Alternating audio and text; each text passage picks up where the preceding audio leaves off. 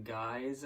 Welcome to the final in our popular series. This series we've been looking at influence. Hope you've enjoyed the past couple of weeks, but today is our last session. And to start things off, I wanted to start with a clip of something that I used to love watching when I was a little kid. I kind of grew up watching You've Been Framed, and amazingly, it's still on TV. Somehow people are still sending videos in, even though they got YouTube, to get that lucrative £250 that they wanted for every clip that was shown. But anyway, I want to start off, just show a couple of clips from You've Been Framed to kind of shape what we're going to be talking about today. Check this out.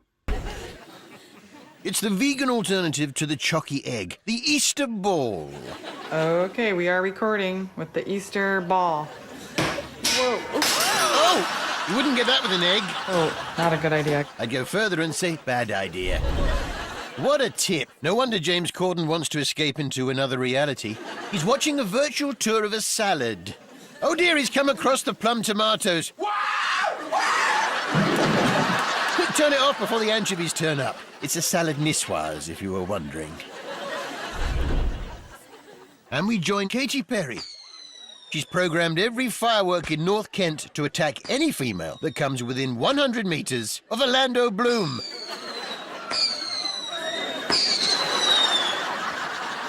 Who's the dark horse now, eh? I love just messing around with a balloon, but careful, girls. Don't pop the wall. You know what to do. Hands over mouths and assume the shocked position. Oh my gosh, guys! Oh no, pop the wall. Now, I don't know about you, but watching that clip made me laugh a lot, because there is something inside us that seems to want to laugh at people's failings, at people's falling over, at people kind of just getting it wrong.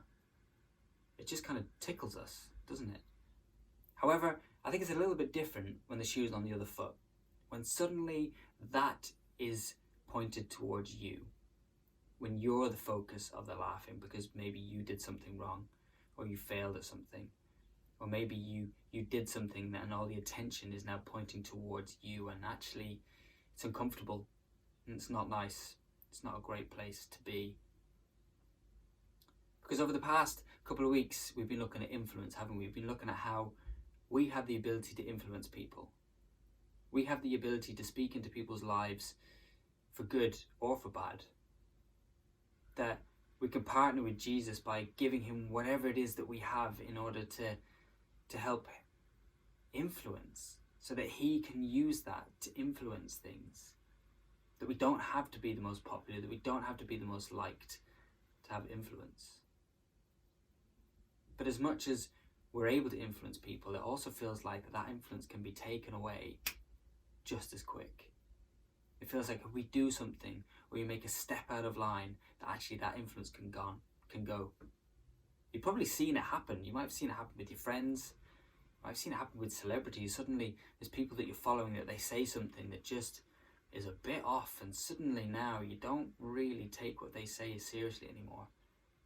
Or that happens with your friends, of how they've spoken about somebody else, or an action that they did that you think, man, that's just really out of line, and actually, do you know what, I'm not sure I want to be influenced by you anymore.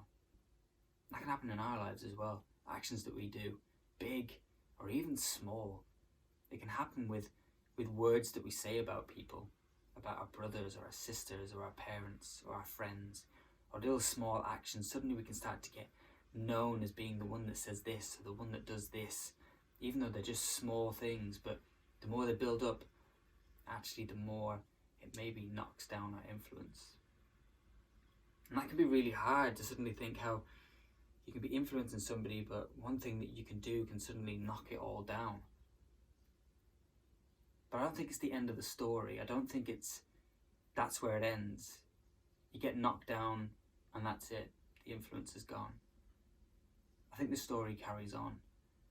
And there's lots of stories we could look at in this world, lots of stories in our lives as well where we could pick that apart, but there's one particular story that I want us to look at, and one guy in the Bible that I think represents this amazingly, and his name is Peter.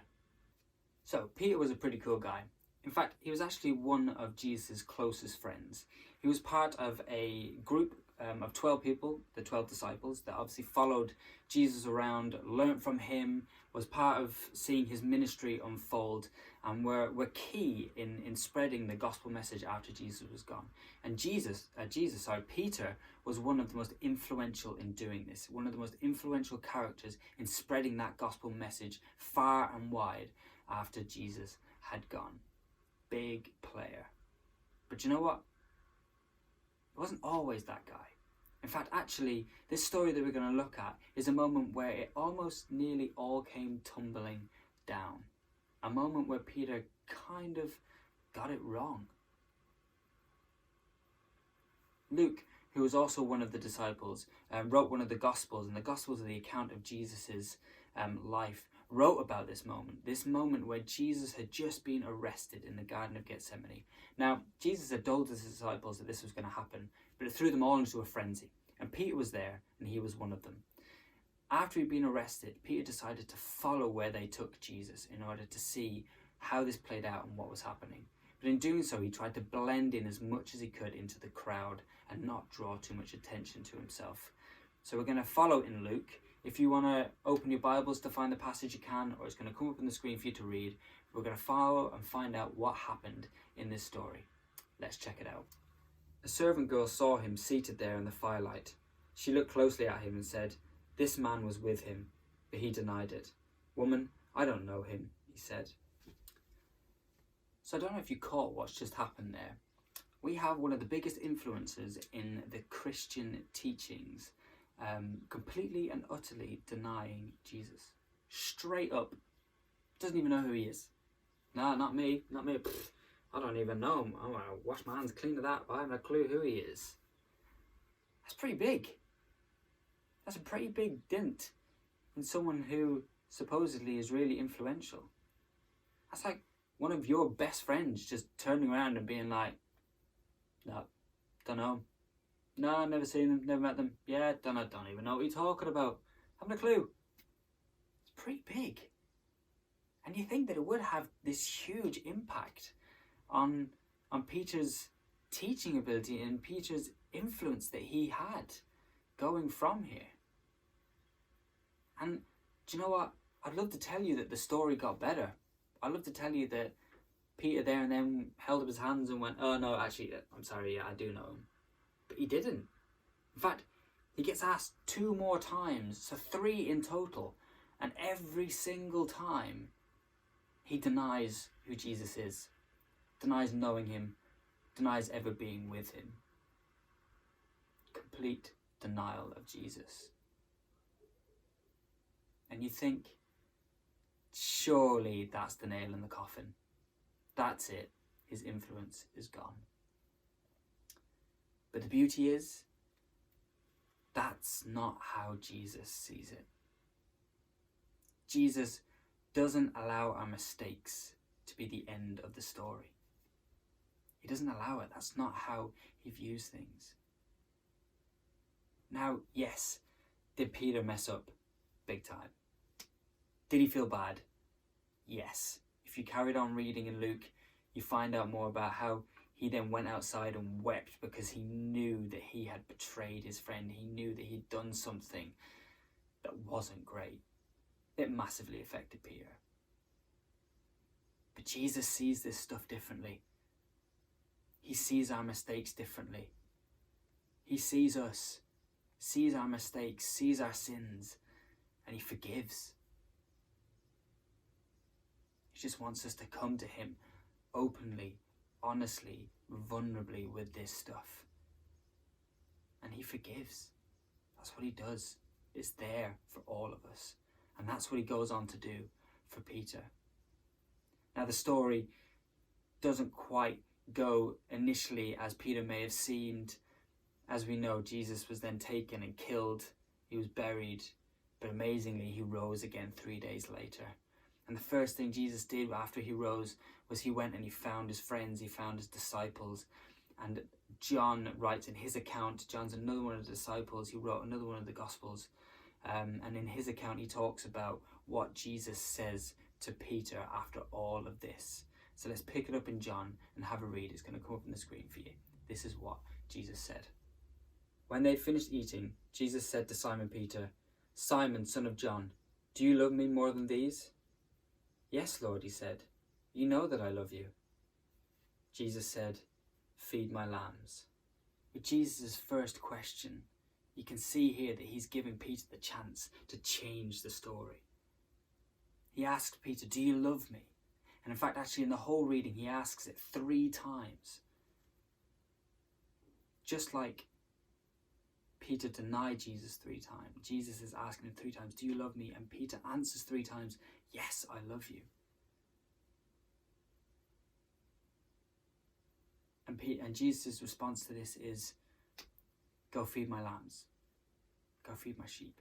Now, he wasn't meaning literally, "Can you please look after my sheep? I've got them all penned up over here and, like things haven't been great over the past few weeks. You need to go look after them." That's not what he was saying. He was using it as a metaphor to say, "Do you know what?